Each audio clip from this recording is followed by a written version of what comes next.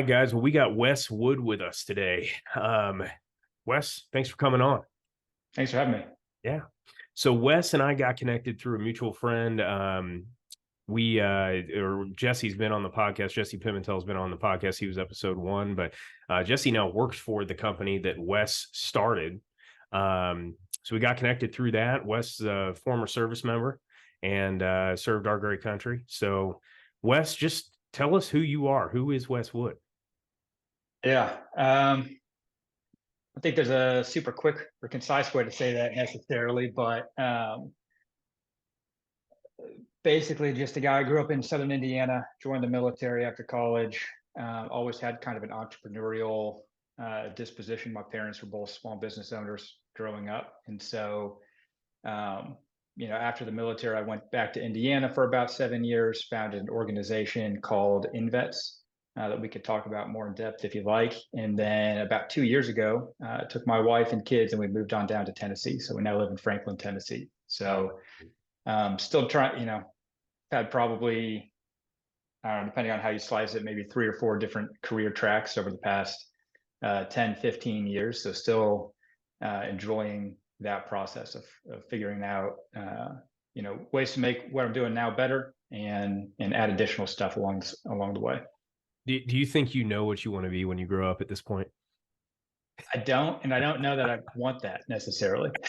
It's a never-ending journey, right? Yeah, I think that's half the fun, is figuring out what's next. My wife would tell you that I'm not the type of person that is ever going to be content in one place doing one thing forever. Yeah, that's easy I for feel the everything. same way.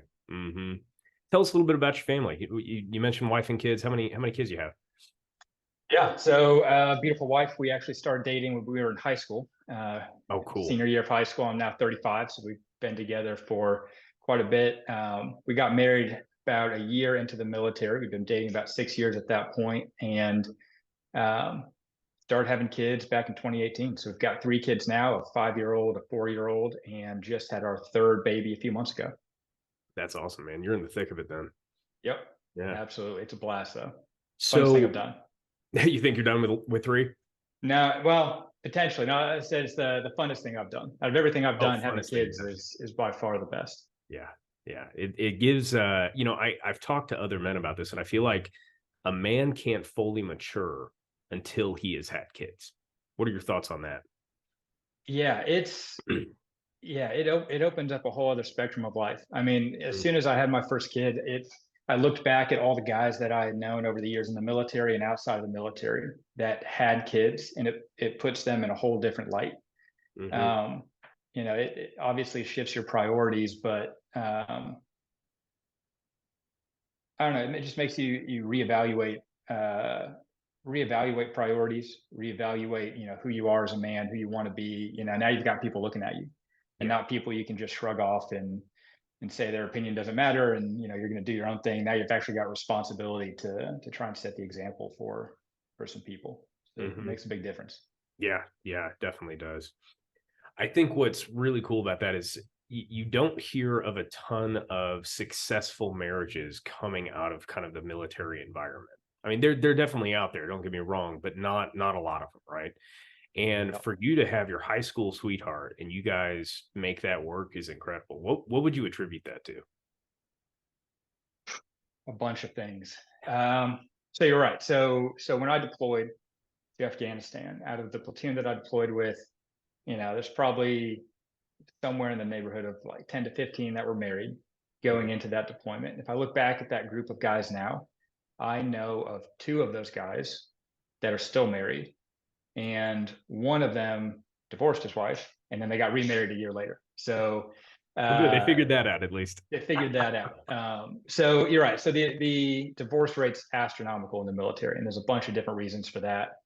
I'd say our success has been a combination of things. So one, we dated for 6 years before we got married, so we had that momentum going into it. I think a lot of times what happens in the military is a very intense experience. A lot of experience crammed into a very short amount of time, so it forces a lot of growth. That adversity creates a lot of growth in the service member, and it creates that growth, but your spouse isn't necessarily on that same track, Yeah. right? They're moving at a normal person's pace, and so that gap that widens um, between the individuals can get pretty large. And then on top of that, there's the time away. You've got deployments, you've got training cycles, you've got all of that. That creates a gap. Hmm. Um, for us, we had that momentum going into it. We were only an hour and a half from our hometown, so my wife had family relatively close by. Oh, that's helpful. Um, and the fact that she's just a really strong, good individual on top of that, and then even a lot of the struggles for people marriage wise in the military is once they get out, right? It's easy to kind of push a lot of issues down while you're in, kind of grit through, and then they all Yeah. kind of come to the surface when you get out. So I'm not going to say things were all roses the entire time. Sure. We definitely had our hardships, but I'd say we're at a point now where we're stronger than we've ever been. Yeah. And while that's perseverance, got to give credit to God for a lot of it. And then good old fashioned counseling. Highly Yeah. recommend that to just about everybody. Even better to get involved with that before Hmm. issues pop up. Dude, I feel you. That is something my wife and I have. I mean, we continuously go. Not. Yeah, Uh, we went through a hard time last year. I've talked about this a few times on the podcast, or a couple of years ago, not last year. And we still just like every now and then pop in once a quarter. Just to sit down and chat through anything. And a lot of times it's, well, what's going on? I'm like, nothing. Everything's good. But then you start talking and things come up, and it's like, oh, yeah, actually, how do you figure this out? And it's very much understanding how your partner's brain works, right? And also looking at it as being a team. um yeah, I think the hardest thing for my wife is when I was early on in my career, I was plowing ahead and just trying to strive to be as great as I could be, right? And I kind of left her behind in the dust, and she was like, I don't want to just be left behind. I want to be by your side, be your teammate. And as soon as I started including her on more, she was really appreciative of that. And even though we kind of had, separate careers for a little while, it ended up coming to be where now, she homeschools the kids, she runs the home front, and I'm able to do what I love every day because of that. Um, but that's that team aspect of it. yeah. And I don't know if you're like me, but for a long time, I felt like I was the guy. I was the logical one. I was Mhm. right. If there was a referee standing in the corner for these arguments, guaranteed they're going to be on my side in all of these situations, right? But then you get that third party in the room, Uh-huh. that unbiased third party, and they just have to poke like a couple holes in your logic, and then Yeah. you're put in a position where like, oh wait, crap, Yeah. I'm actually wrong here. They're I've able been wrong to on this for a long time.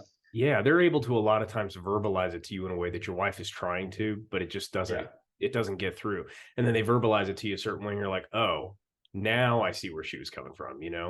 And it takes yeah, that third party. It's a great thing to even continuously do, but it's especially early on in marriage. So, yeah, yeah. I how wish we had old gone a lot earlier than we did. Yeah, yeah, I agree. Even for us. How old were you when you guys feel like you really things clicked? You figured things out, you like maybe not figured things out, but you Yeah. you were on the same page. Um, I mean, it's gone through peaks and valleys. So there were times when I think we thought we clicked. Mhm. Um, but I'd say probably about 2 years ago or so Really? is really when it Yeah. it really started clicking, or really getting on its not so much peaks and valleys, but more just kind of a steady incline. Was Consistent. probably Yeah. about 2 years ago. That's awesome, man. Yeah, Yeah. it takes a long time. I feel like we're still getting there, personally. After we went through a separation, what was that? I think it was 2020, 21, something like that. Luckily it was Hmm. only lasted for about 3-4 months. But once we went through that, it was like things started clicking. And then Yeah. yeah, as you said, it was like that was when things kind of started to consistently, we'd have a few dips here and there again, and it's never going to be a perfectly consistent growth, but it started more consistently going uphill. Yeah, and we had something similar. I was staying at my sister's house for I don't even know how long it was, a month or two or something like that. Maybe it was just a few weeks. And it was off and on. We are trying to figure stuff out, but you kind of get to that point. And I don't know if it's necessarily rock bottom, but you get to the point where like, all right, like now's the time to decide. Like, are Yeah. you really all in? You said you were all in. Are you Hmm. really all in, or are you going to bail? It's so And funny you mentioned that. Yeah. yeah, as soon as I mean, you both come to that conclusion a second time, after your marriage, really when you're put to the test, I think that's when you can really put a lot more faith in their, the goodwill they're putting towards making things work, making, the marriage you want it to be. Yeah. No, I mean, what's funny about that is when we started going back to counseling again, um, our counselor, he was like, it sounds like you both, are half-assing this. It sounds like you both are 1 foot in, 1 foot out. He's like, are you going to make a decision to figure this out or not? And we both looked at each other and it was like, okay, we're in. And that was the moment that things started changing, right? Yeah. So it's funny that you mentioned that because it's a similar thing, I think, across the board. Yeah, and I think one really valuable thing for me during that time was just talking to people. I think a Mhm. lot of times people go through something like that and they internalize it, or they don't seek guidance or advice from other people, even outside of counseling, just Yeah. other people you respect in your life. And so I talked to a handful of people about that, and you'll talk to people that I never trusted anyone, because you talk to Mhm. someone who went through a rough time and they stuck it out. And so, yeah, it was the best thing that ever happened. Glad Yeah. I stuck it out. And then you hear somebody got divorced and they'll tell you the exact same thing. Best thing I ever did was get divorced. But you always wonder in the back of your mind, are they just validating Yeah. their decision? Yeah. Right? Would they tell you if they regretted it? But I had one guy who got divorced and told me, he was like, worst mistake I ever made. He was Wow. like, and he's like, I'm happily remarried now and everything, but if I had to do over again, it destroyed my kids' lives. It had all these negative impacts. I would have done it differently. And his headspace, he had a lot of the same, uh, thought processes that I did, and he was able Mhm. to just give me honest advice. And it's super valuable advice, and I can, for whatever it's worth, I'm super glad made the decision I did, and we went the route we went. And you might, somebody listening might say that I'm biased based on my decision, but I Sure. promise you, I'm not. It's if you can, despite or other than certain scenarios, right? Abuse, um, Sure. and Yeah. infidelity, things like that. By making the decision to make it like to stick it out and figure things out, you can never go wrong with that. Yeah. You yeah, and same thing. Like I've had people that had been divorced, and talked to them about it. And luckily, I had good men around me that all would say like, this isn't the best route to go, even Yeah. even if that was the route they ended up going. Yeah. So, Yeah. Yeah. And I agree. I'm not saying that it's never the right answer, but for right. my situation, it Hmm. was not the right answer. Yeah. Yeah. You mentioned faith in God being really helpful for that Yeah. too. Yeah. Elaborate on that some more. Yeah. So I'm a Christian, been a Christian since I was a kid. Um, and it's kind of like the same thing, that I said about marriage. You can Mhm. make the commitment early on. Um, but for me, this was probably the biggest test. It Yeah. wasn't anything else in life. It wasn't, I was getting shot up in Afghanistan, all that stuff. That stuff didn't really test my faith. Mhm. This, when, you want to quit, you want to throw in the towel, or you've got thoughts in that direction at least, but the Bible says something different. Mhm. Having to actually, again, make a decision that's going to impact your life dramatically, one way or the other, whichever way you decide, and having Yeah. to make the conscious decision to choose, the path of faith versus what your gut, your mind, your, whatever is telling you to do. Mhm. And so for me, it kind of reignited, so I made that choice, and it wasn't just me. My wife made that choice as well. Yeah. She would tell you this brought her much closer to God as well. But for me, it kind of reignited a desire to dive in deeper. Like, if I really am like making this giant commitment, I should be taking it more seriously. Like, Yeah. I should be learning everything I can about this. Mhm. So on that, for all the heartache, that time period caused, definitely some silver linings out Yeah. of it. No doubt. I would completely agree. It isn't ever something I'd want to go through again, but it's something for me that I had to go through and that my wife had to go through to get to the point we're at now. And so it was Yeah. all worth it. Yeah. That's awesome. It's funny that you say that was the test. even though you were in very adverse conditions in Afghanistan. So Yeah. let's segue into your military career. Tell us more about that. When did you join the Army?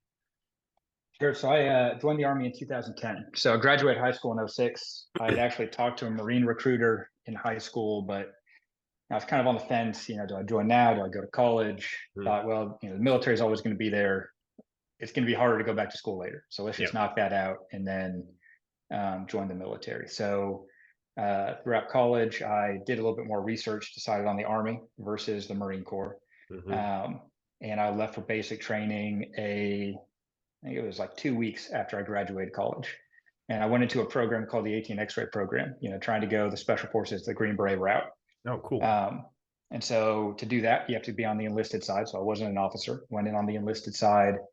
Um, when I went through the special forces assessment and selection program, I ended up injuring my knee about 2/3 of the way through. And so couldn't complete the selection, Hmm. got dropped. When you get dropped, you revert to infantry, becomes your job title. And so I got sent to the 101st Airborne down at Fort Campbell, Kentucky. And I spent the next 4 out of my 5 years in that unit. So Oh, cool. in the middle of that, I went to Afghanistan. And basically, as soon as I got there, I tried out for what they call the scout platoon, got picked up for that, got picked up for the sniper section. And so basically, my entire 4 years there was serving as a sniper in Oh, the wow. 101st. That's Yeah. that's pretty incredible. That takes a special skill set too, doesn't it? That's not just. Yeah, they definitely screen for some different things. Mhm. Shooting's not one of them. It's obviously you have to figure that out later, but the shooting part's Sure. pretty easy. They screen you for some physical ability. You have to carry Okay. heavy stuff long distances, that kind of thing. Yeah. They screen you for just not quitting in those situations. They also screen for maturity. you Yeah. know so a sniper, theoretically, you could be out on your own having to make the decision whether to take a shot or not, and they Wow. want to know that you're mature enough to be able to make that call without somebody higher up the food chain than you giving you guidance. And so that's So where, being a little bit older, being yeah. 22 helped out on that front. So it's almost kind of an entrepreneurial role in itself. Yeah, kind Thinking of. about So that. you've Yeah. got, yeah. So got an infantry battalion that might Hmm. have anywhere from 700 to 1,000 people, and most of those are infantry, right? They're Hmm.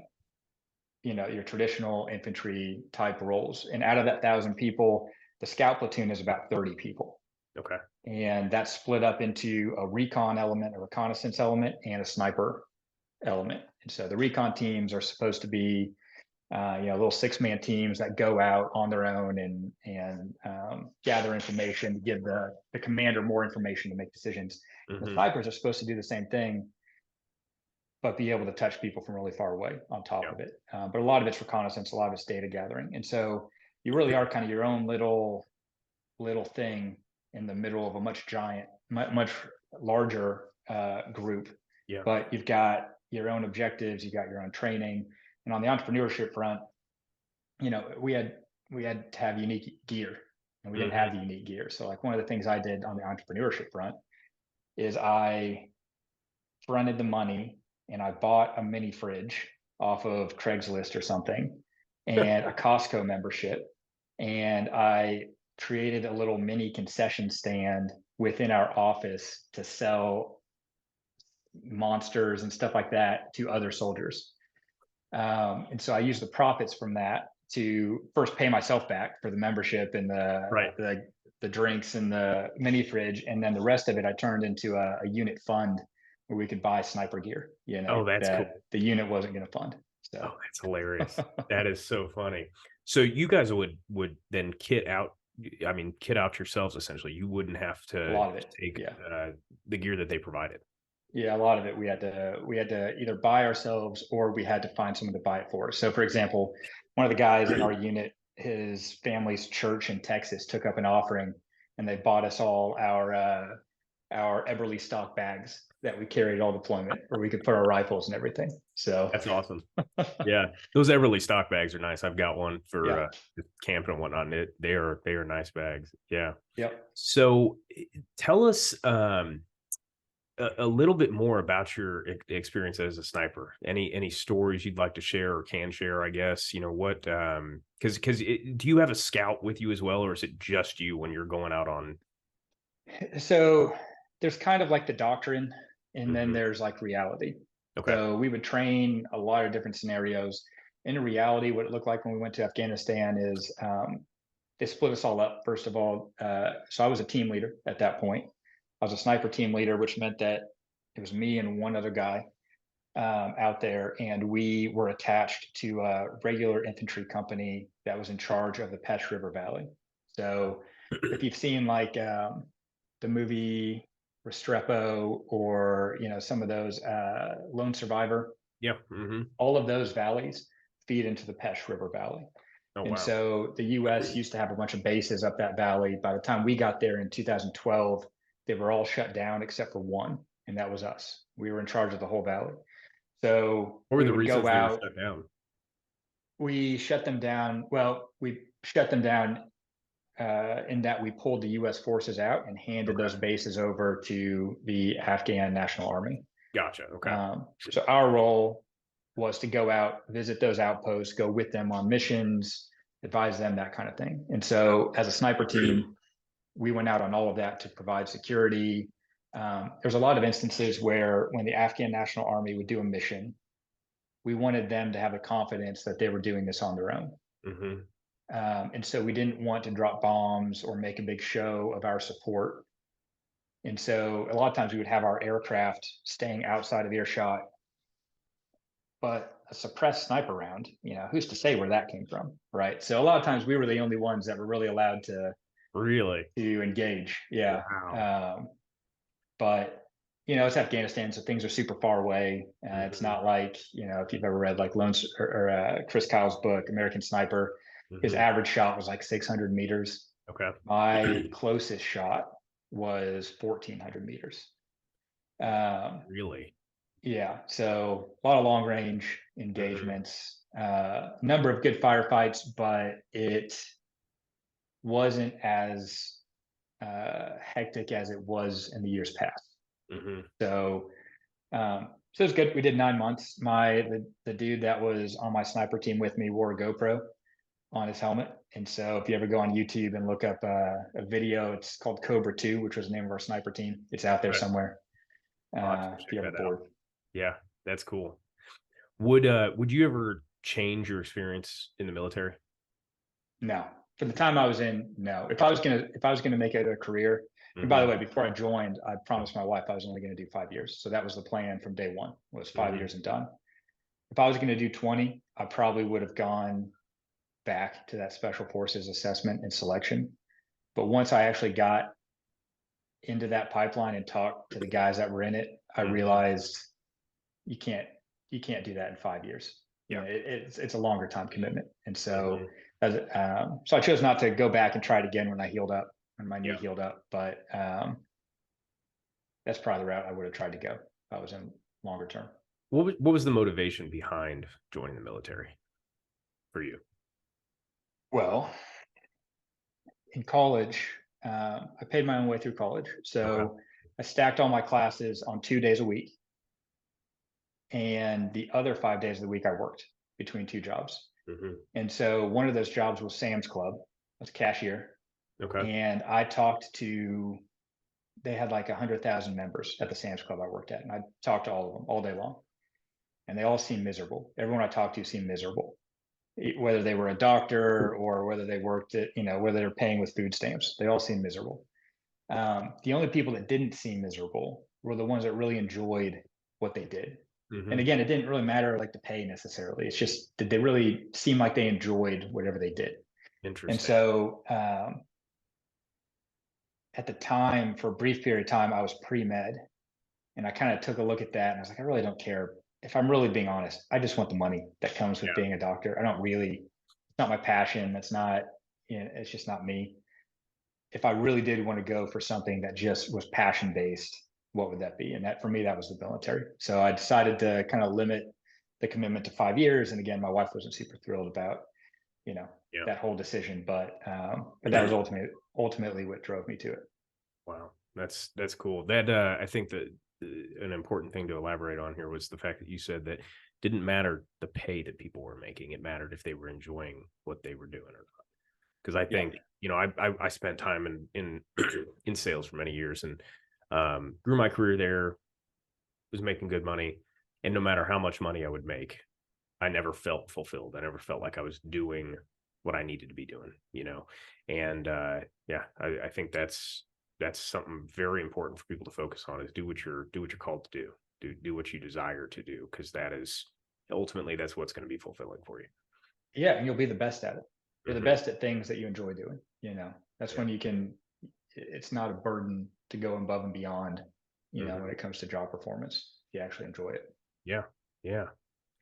So let's now go into your professional career after the military. How many years did you said 5 years in the Five military, and years. So then got out in 2015. okay, and after that, you've had a few careers since then, right? Yeah. Yep. Talk about those a little bit. So yeah, so when I got out, before I got out, I applied to and enrolled in IU's evening MBA program in Oh, cool. Indianapolis Hmm. because I had a degree in finance that I hadn't used in 5 years, and I kind of looked at the MBA as one, help my resume or whatever, but also just kind of a refresher, Yeah. you know, um, kind of drive home some of those initial lessons that I had in undergrad. So I knew I was going to Indianapolis because of that. And at the time, I thought, well, I've got 90 days of leave saved up, which means I'm going to collect a paycheck for 90 days, more than enough time to make the move, go on vacation, make the move, interview, pick up a Yeah. job. It's all gonna that's Hmm. forever. Quickly found out that wasn't the case, Yeah. right? Again, nobody's looking to hire snipers. No one's got that in their job description. Mm. So did a lot of networking meetings. I took a kind of stopgap job as an accountant, but ultimately I got my real first job from meeting a guy in a bar. So my wife and I on our anniversary, after dinner and everything, we went to Hotel Tango. If you're familiar with that, Great spot. Hmm. yep, great spot in downtown Indianapolis. Went there and it was packed. Is that owned by a veteran as well? It is, Okay. yep, Yeah, that's what I thought. Okay. yeah, Marine Corps veteran. Hmm. So huge line, get in line. I tell my wife, hey, I'm going to go run to the restroom. I come back. She's like, hey, there was this old guy that came up and said that he's here with his wife and this couple, and they're going to leave here in a minute. But if we want to grab our drinks and sit down with them, they'll be out of our hair and all of that. Oh, that's All cool. right, it's cool. So we went and sat down with these two older couples, got to talking, and I talked to the guy that invited us over. Kind of told him my background and everything, and he was like, "Oh, I actually used to run Rolls Royce here in town, and now I'm retired, and now I run this nonprofit." Huh. And so I was like, "Hey, I'd love to pick your brain. Can I, buy you a cup of coffee sometime?" So we had that coffee a few days later, and about a month later, he gave me a call and said, "Hey, I've got a job. It's nothing you've ever, considered. Doesn't pay very much, but if you do it in 2 years, you're going to be leaps and bounds further career wise than you would be if you took another job, if Wow. you're interested." So I came in, interviewed for that, took that, and that was. So I ended up working for a nonprofit called Connexus Indiana as a workforce development manager, which I had never heard of. But basically, the manufacturing and logistics industry has a huge deficit of people. And this nonprofit, a big component of their mission was to basically address that issue, figure out how to get more people interested in the industry, upskill them so they're qualified to take these jobs. Hmm. And yeah, so I did that for the next 2 years or so. That's cool. Um, yeah, and that segues into Invets if you want me to Yeah. dive into that, which was the Yeah. second one. So Jump the into it. good thing about Connexus is it was statewide. So it put me in contact with all of these companies, large companies, small companies. It put me in contact with nonprofits and government officials and agencies. Um, and I saw this huge gap where you'd go out to a company that would be in a small Indiana town. and they would say, "Hey, we've got all these jobs, that pay 70 to 100 grand a year, and we just don't. There's no people out Hmm. here." I'm like, "Well, it's because you're in the middle of nowhere. Like that's why there's no people. That's part of it." So I'd always ask them because I'd struggled to find a job after Yeah. the military. What are you doing to connect with folks getting out of the military? Because most of them will move just about anywhere for the right job. Hmm. And they'd all say, well, we hire all the vets we can get. We just don't get that many because we're in the middle of nowhere. And so More I like you're ended not up talking to the pitching. right people. Yeah, yeah. So I told my boss, that guy I met at Hotel Tango, I was like, hey, what we need to be doing is going after veterans and trying to get them from around the country to move to Indiana and take these jobs. And he kind of shrugged it off. He's like, no, it's not what we do. There's veteran organizations. We're not a veteran organization. And I was like, all right. So I let it drop. I brought it up again like 2 months later to one of my colleagues that worked with a lot of automotive companies. And he held up a sheet of paper. He's like, I was talking to, all these auto companies we work with Hmm. yesterday. And their number two priority for this next year is figuring out how to get more in touch with veterans. Hmm. He's like, so let's not tell Steve, our CEO, let's just go talk to some companies and see if we can formulate a plan. So we did that, and I learned a lot from my colleague that helped set that up. He's Yeah. probably a huge influence on me professionally, but basically we got, at the end of the day, we got some loose verbal commitments from some of these companies that they'd be willing to kick in some cash for this type of project. We then went to the state and said, hey, we've got some companies that want to fund this. If we get X amount of funding, will Hmm. you guys match it? And they're like, sure. Wow. So then we just put it on paper. We ended up getting 5 companies to each kick in $50,000. Okay. And then we went to the state and they matched it. So that gave me $500,000 in 2 years to create a program that showed a proof of concept that we could go out, engage transitioning veterans around the country and get them interested in moving to Indiana. Wow. So that kicked off Invets, which took up the next 4.5 years of my career. And how long has Invet's been around for now? Because it's not too long ago that you stepped away from it, correct? Correct. So it's that first, depending on where you start the clock, it launched around 2017. Okay, gotcha. And then But for the first year, I was the only person. right. It was just me. How large had you grown it when you decided to move on? So by the time I left, which was in 20, it was the very end of 2021. Okay. We had 7 full-time employees and an annual budget of something like 1.1 or $1.2 million. Oh, cool. And we were designated as like the state's, we were completely backed by the state. The lieutenant governor was the chair of our board of directors. We were built into the state's budget. And we had hit all of our target metrics at that point.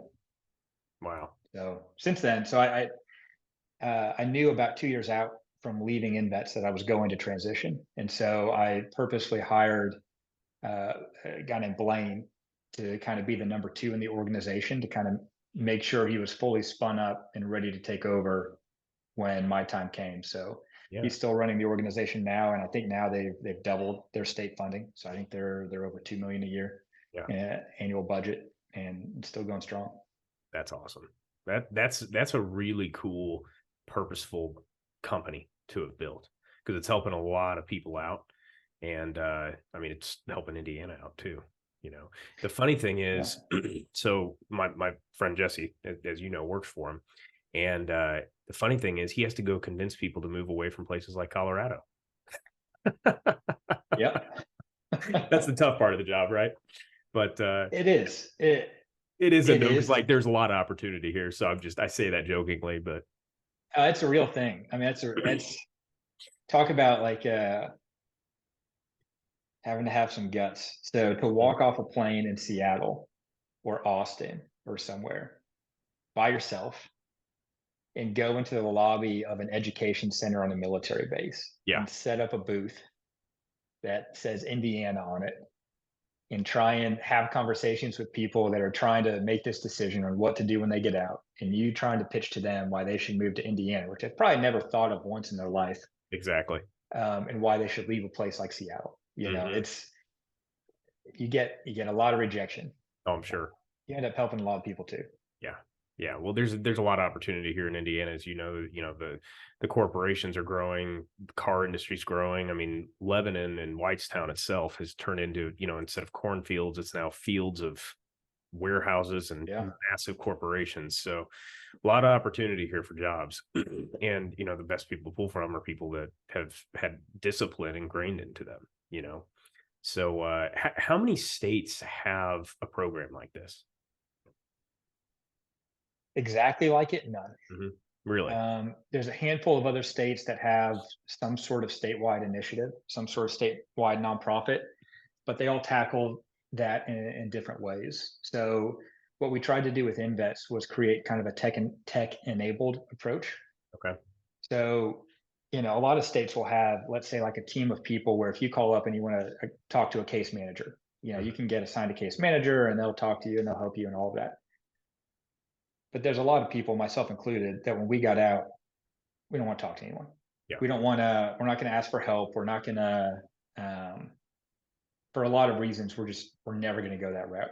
And Mhm. so what we really tried to do with InVets was still have some of that component, that case manager component, but Yeah. really make sure we had a robust technical component as well. So that if Mhm. somebody never wanted to talk to a person, they could still go through our website. They could navigate through, they could learn about companies, they could learn about cities, they could try and dial in on what they wanted to do and where they wanted to do it, and then have a seamless connection through the app to the kind of veteran liaison for that company. It cut out a lot of the friction in the process. It'd be a lot more efficient with dollars too. Mhm. Man, it sounds like there's a lot of opportunity out there for people to kind of go recreate something like this in other states. And states are starting. So I actually did a little bit of consulting with the state of Kentucky last year Oh, because they took a look at that and they tried to create their own. Kentucky So needs they're kind of in the early stages. You what? I said Kentucky needs some help. Yeah. Yeah. So they're doing good work. So now, like I was just looking at it yesterday. If you look at like Fort Knox has Mhm. one of their transition events. There's probably 20 companies there to talk to transitioning service members. There's Okay. InVet, and now there's this Kentucky group. Oh, So cool. so yeah. And That, one of the things we did at InVets was we tried to make sure we were putting the veteran first, right? So if another state wanted to start something, we were going to try and help them because that helps veterans. yeah. Try not to make it a competitive thing. Yeah. Well, I mean, anytime you you help a state's economy, you just help out the United States more, right? Because we're in a capitalistic society. You bring jobs to an area, the economy grows. Yeah. Yeah, I mean, so on and so forth. So how do you feel like starting in vets, running in vets, working in vets, and then how do you feel like that sets you up for where you're at now? And what was the kind of the reason to move on? Yeah. So the reason to move on was a couple fold. So one, um, I lived in Indianapolis or Carmel for 7 years. My kids were, very young, not quite school age. And we knew, we didn't necessarily ever think Indy was going to be the forever home. It was a great place while we were there, but it wasn't necessarily where we were going to be long term. My parents lived in Tennessee, um, You were from Evansville though originally, right? originally from Evansville. My parents moved, I don't know, maybe 14 years ago or something like that Oh, to okay. Tennessee. Gotcha. Yeah. Yeah. So, so we knew we needed to make a move before school Mhm. age if we were going to make that move. And so that kind of set the timeline. And as far as what to do next, again, I kind of put the experience and the passion over the pay. So I ended up having a conversation with a guy that was a VP at a company called Veryable, where I work now. Okay. And he kind of explained to me, he was explaining what the company is and what their technology does and everything. And the whole time in the back of my mind, I was kind of skeptical. I was like, all right, what's his angle? Why is he Mhm. talking to me? He just wants me to get all these veterans we work with to go work on his app for these manufacturing companies. Um, and so at the end of the conversation, I told him, I was like, yeah, I could see some value, for career exploration and that kind of thing. And he stopped me and he was like, "We don't need any of your veterans to sign up. Like, we've got more than enough people. We have an excess number of people that want to work in manufacturing and logistics. People isn't the problem. The Yeah. problem is getting companies to try something new." Hmm. And that got my attention because at that point I had worked at Connexus all over the state, hearing every single day from government, from business owners that there's not enough people. And statistically, I mean, there's just not enough people. So the fact that they had figured out a way to get around that problem really caught my attention. Hmm. And so I told him right there at that coffee, I was like, "Hey, I'm trying to figure out what's next, over the next year or so. If you guys ever have, an opportunity, I'd be interested in exploring that." And Yeah.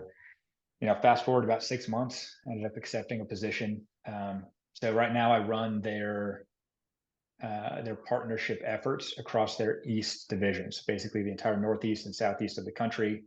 It's my job to connect with um, nonprofits, trade associations, governments, basically people operating at the 30,000-foot view Yeah. of workforce and industry, Hmm. and introducing them to this concept of on-demand labor, which is what we do. That's really cool. That do you feel like that COVID kind of set that on demand labor up fairly well? Yeah, absolutely. I mean, the company was founded in 2016, so it's not Okay. like So it was before COVID, it was really. before COVID, but it Mhm. was it was good timing. Yeah. Um, Yeah, I mean, more and more people. So what's happened in manufacturing? You've got kind of the white collar workers and the blue collar workers, right? And all the white collar workers, ever since COVID, they've gotten more flexibility. They Yeah. can work from home some of the time. They've got flexibility in their hours. But if you're out there working on the line, you really don't have any flexibility. Hmm. You've got to punch a clock in and out. Any missed time counts against you pretty harshly. And Right. because there's this general lack of people, which I could talk about for ages why that is. But because there's a general lack of people, companies still have to produce more product, so they're forcing overtime. And they're burning Mm. people out, and basically we come in and we can solve all of that. There's a bunch of people that can't work 40 hours a week, but they could work some hours a week. Hmm. And so we give companies access to that population and allow them to supplement their full-time employees with this flexible workforce. Interesting. So do those people then work for your company, or do they work for the company that you're working with? So they're 1099 contractors. So it's kind of like Uber, right? Mhm. So um, Oh, so that's let's cool. say you're an entrepreneur and you're starting a company, and but you still need some income, right? You don't want to pick up a 40-hour week job, but you want to work nights or weekends or something to make some side money. Right. You could go work Uber, or you could work on our app and you could go work in a factory or a warehouse, pick up these shifts and make some instant money doing that. From the company side, they can use us to flex their headcount on a day-to-day basis.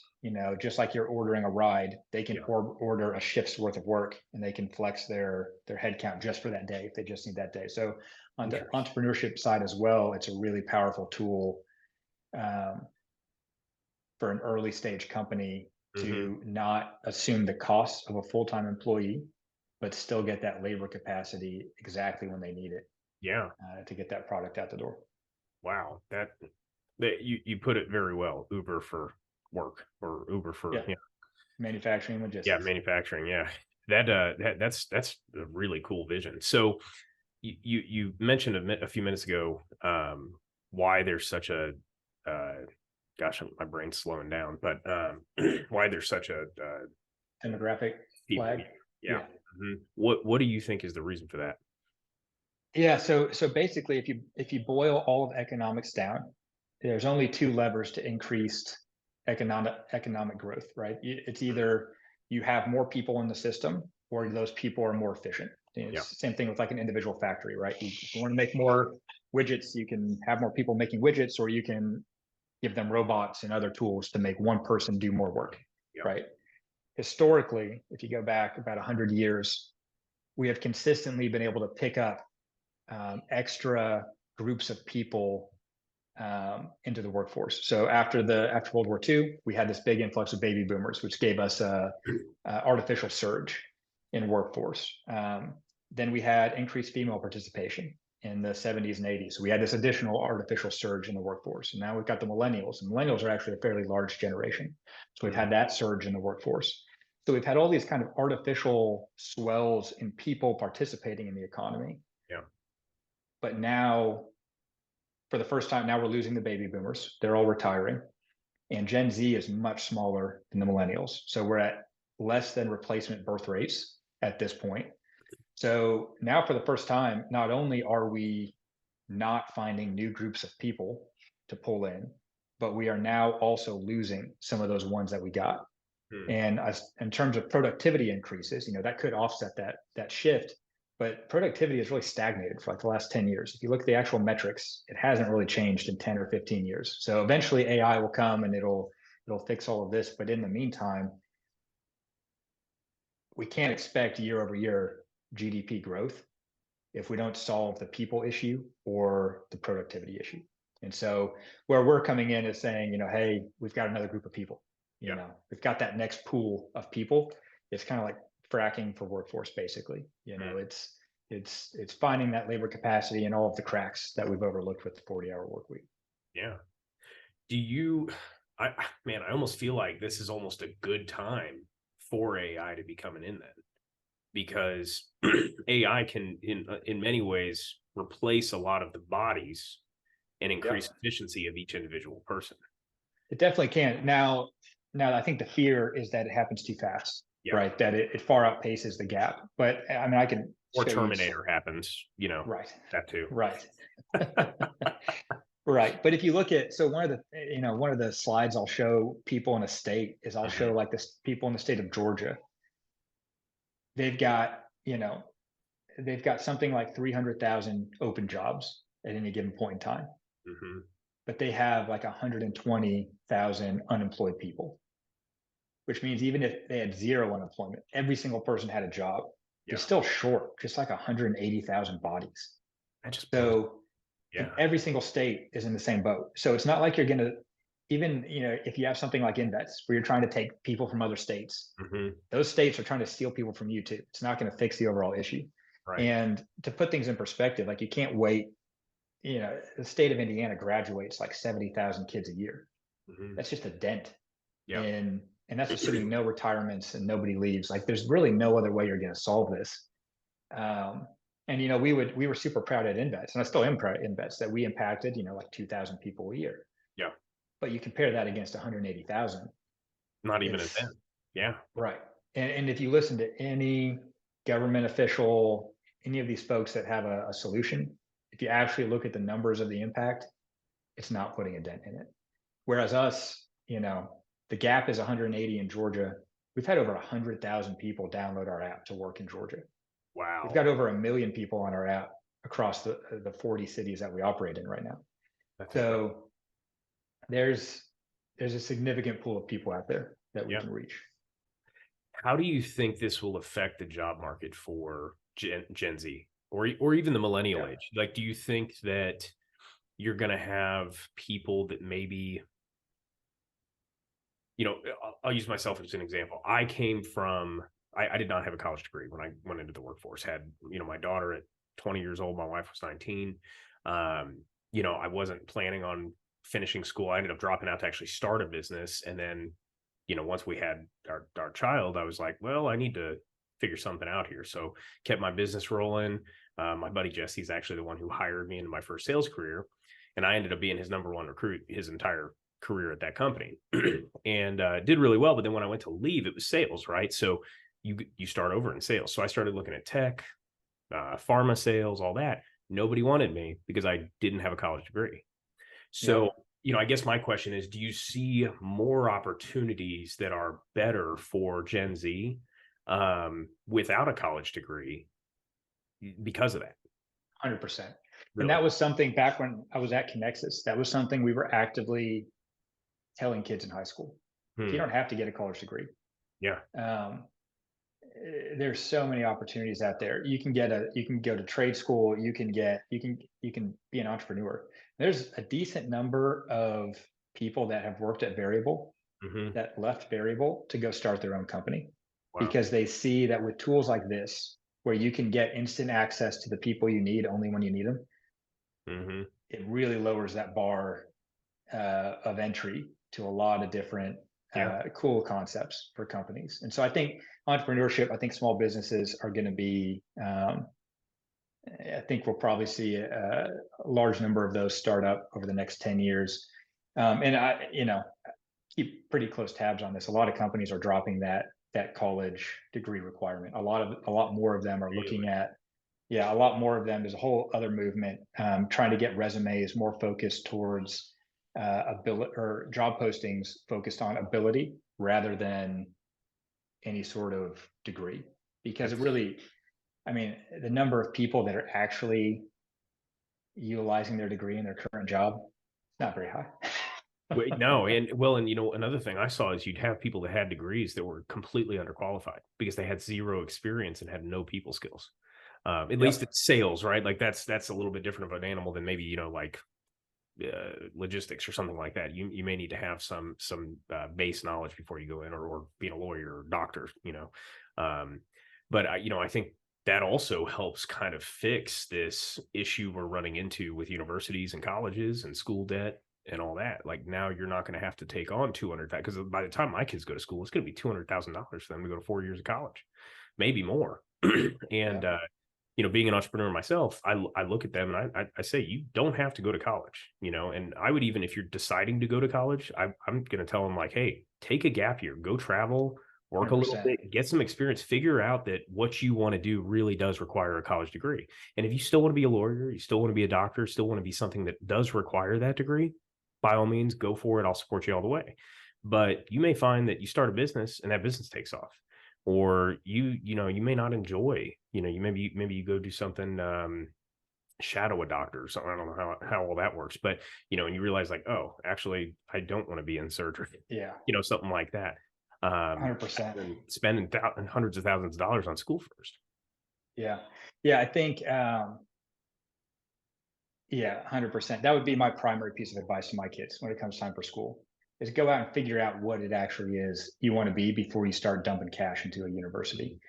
And that's a big challenge people have coming out of the military too. I would look at I even had a degree. I had Yep. a degree in finance, and I would look at a job board and I'd see jobs like business analyst or things like that, and I have no idea what that actually means. Right. You know, I couldn't tell you what that person's going to do all day, or if I would like it, or you know, literally anything. And so, um, in schools, I mean, even I graduated high school in 2006, and Yep. high schools have changed dramatically since then, for the most part, in their efforts to.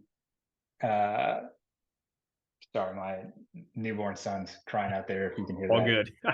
but they've changed dramatically in trying to get kids more out into the workforce, trying to get them exposure to some of these things.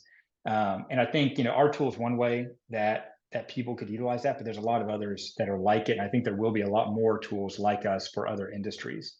Hmm. Like, and again, I'm not trying to make this like a commercial about us, but No, yeah. theoretically, if you were an 18-year-old coming out of high school, you could use an app like ours, Hmm.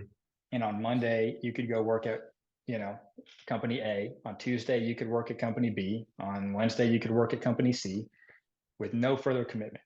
You get a You don't feel have to for take a job and be committed to that for 1 or 2 years before you decide if it was a good choice or not. You can it. Yeah, test it out for a day and it's an incredible decide you idea. like the culture, decide, and get eyes on like, all right, so that's what that person's title does on a daily basis. That's what that person does. I want to do what that guy does. All right, so that means I need to go to school for X number of years. Then you can actually make an informed decision. Yeah, well, and also gives kids great opportunities to make some money, with physical labor or whatever, until they do decide what they want to Yeah, do. And yeah, then you pay your way through all those, hostels or whatever you want to go travel to. yeah, yeah, No, that's really 100%. cool. I think there's gonna be a really big shift um in kind of the idea of what work looks like for people. I mean, we've already seen it just in the last 3-4 years of this work-life balance, right? It's almost gotten to a point where I feel like people hardly ever work anymore. I was already asking the question of like, how do people take all these vacations before COVID actually happened? And now I see it and I'm like, people are working from the beach. I mean, it's been nice because I love the flexibility of being able to work from home. I absolutely cannot work from home. But it's nice to be able to do that, or work from a beach, Yeah. or, work from wherever Yeah. you want to, no, so that is really interesting that like your guys' company is around, these shifts in the marketplace and whatnot with that. And hopefully it also opens up opportunities within corporations too, for people that don't necessarily have degrees. Yeah. Yeah. My problem is the more time I create in my schedule, I just fill with more stuff, you Yeah. know? I Fill had, it I, with, yeah. Whenever I have a day where I'm sitting around, I'm like, man, I have no meetings this afternoon. I've got like 4 hours free.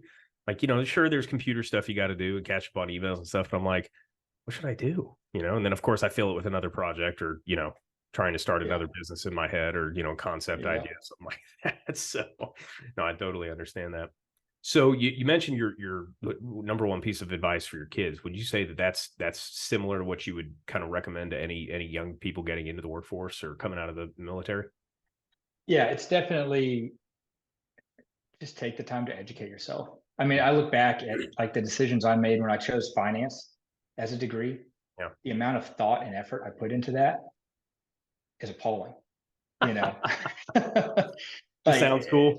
it Yeah. just sounds cool. Sounds like they make a lot of money. I'll figure Hmm. it out, that type of thing. Yeah. And, unfortunately, kind of the guidance I got at that point in time from my parents was, hey, it doesn't really matter what school you go to or anything like that. It's just a piece of paper. It's a check the box thing. Like Hmm. it's really for the experience and the maturity and all of that. So, and in hindsight, maybe it depends on what you're going for. It depends on what your purpose for going to school is. Hmm. And if there's specific companies you want to work for, then the degree where you get it from might really matter, Yeah. and what your degree is in might really matter. Hmm. And then other companies just don't care. And I remember thinking as an 18-year-old kid, well, I don't know what in the world I want to do. How am I supposed to know what to do?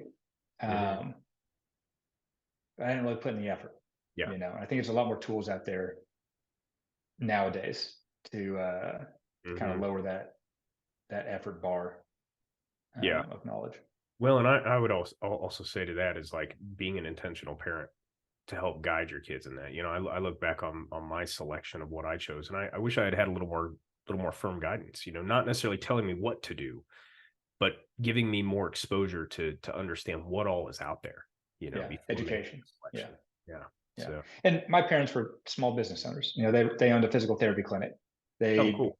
So for them, it didn't matter. They they went out and started their own path. Yeah. So for them, that was what they knew. But yeah, something I'll try and pass on to mine. Yeah. What would be one book you'd recommend people to read?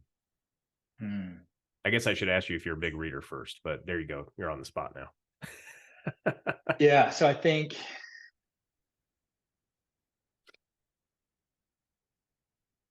the saying the Bible is a cop out. I won't say that. I'll say That's number one, right? yeah. So It's probably like one of the number most two. Yeah. so one of the most impactful books I've read, and I read it a very long time ago Mm. when I was like 12 or something, is Basic Economics by Thomas Sowell. Oh, okay. Um, and it might just be because might just be a nerdy thing in economics, but just learning the fundamentals of economics and Mhm. what makes a, a business or an economy or a community or really anything run, like the actual underlying mechanics behind all of those decisions that get made by everyone involved. The Mm. book does a good job of kind of breaking it down in kind of a basic way how to think about that. Yeah. I Um, haven't ever read that book. I'm gonna have to get that one and check it out. Sounds yeah, like it's about. I have it in here. No, that's going to other shelf, but it's about that thick. okay. But that's one that I routinely, it probably pops into my head, once every week or two. Worth reading. Yeah, That's cool. yeah. But more than that, nowadays, podcasts. Yeah. That I can Podcast. do in the car. I don't have to sit down and Mhm. read. So Yeah.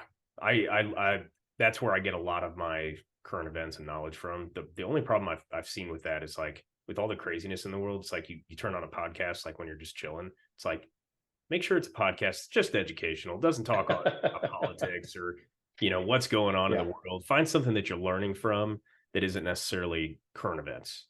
Right. Give yourself some time to decompress. Yeah. 100%. So, Wes, what legacy do you want to leave? Mm.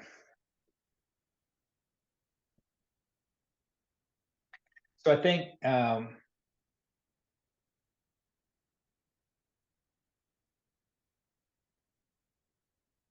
I've always been, uh, kind of, I don't know if self-focused is the right word, but not necessarily worried about what others are going to think. Hmm. Like I wouldn't care how many people are at my funeral or what they're going to say after or whatever. I try not to put too much stock in that. But as I've gotten older, I think more and more I want to be a part of like my local community. Hmm. Like I had we didn't talk about this, but I had a whole startup that I tried to launch when I got out of the military, and it didn't end up going anywhere. But it was national in scale, and it was gonna, it was gonna do like the traditional high growth tech startup route. Hmm. And now, like most of the business ideas that pop into my head are local. Hmm. Now I think like one of the funnest things, like if you gave me $50 million, told me to do whatever I want, some things might change lifestyle wise, but I think I would use most of that to start probably multiple small businesses in my local community. I Hmm. think that's the type of legacy I would want to leave, is something that actually gives back to the community that you reside in, hires and benefits your neighbors, the people around you, creates relationships with the people around you, um, and something ultimately that you can either pass on to your kids or at least use as an educational tool Yeah, for your kids. that's pretty incredible. That's a thought I've had of like we see too much, and we think.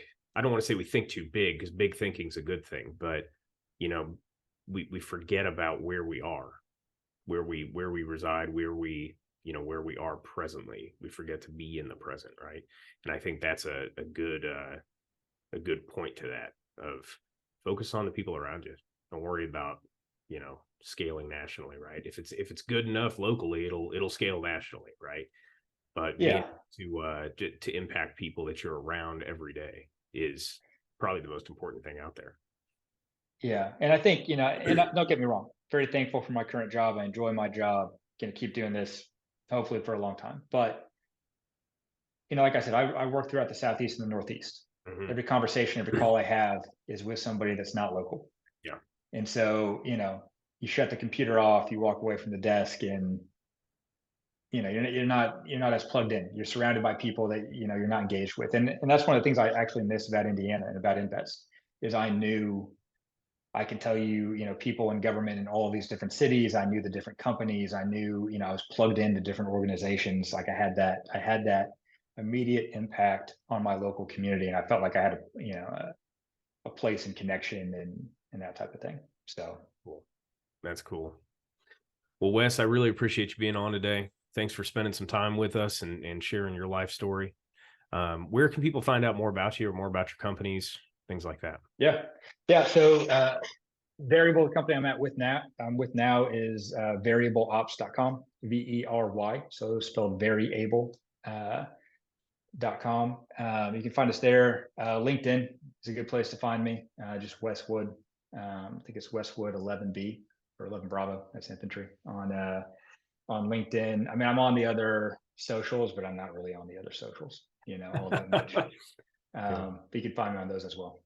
Cool. Well, thanks again for being on today, Wes. We appreciate you. Have a good Yeah. one. Thanks for having me. It's a pleasure.